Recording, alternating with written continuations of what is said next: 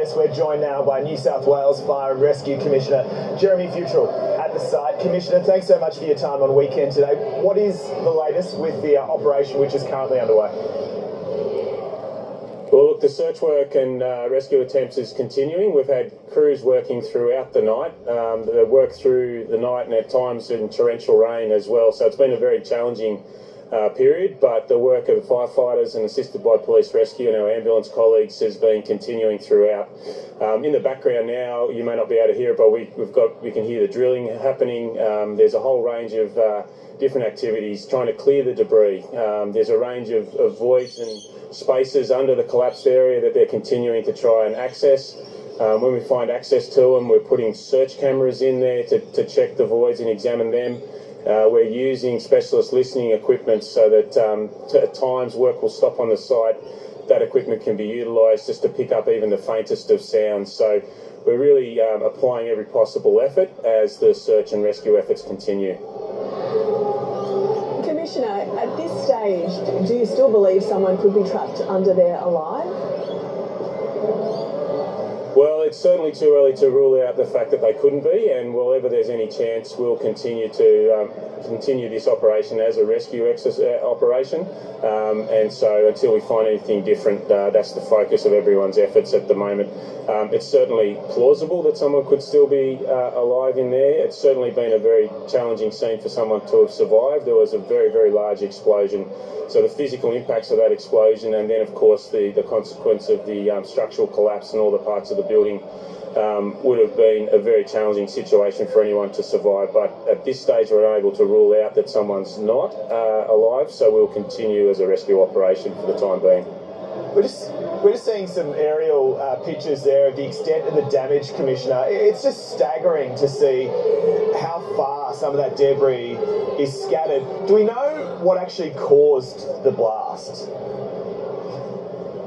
At this stage we don't. Yeah, it was obviously very well reported and heard around a wide area of a very large explosion.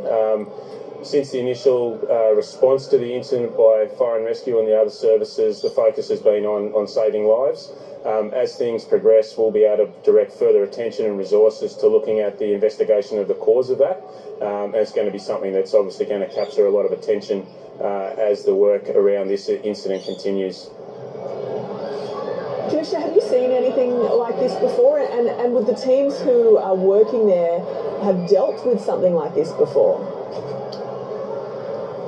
Yeah, so we've had similar sort of explosions in the past. I myself was involved with the Whalan Explosion 10 years ago, and it's a comparable amount of significant damage in terms of the total destruction of the building. But also our crews that have been working on the scene, the rescuers, our urban search and rescue specialists, they're all been trained to operate in this. We've got a simulated building collapse area that they learn their skills on, and indeed several of our firefighters have been working on the scene, included those that went to Turkey last year and others that have been on other major international deployments to similar sort of areas of such devastation and destruction. So the crews are familiar with working on that. They train in very realistic environments.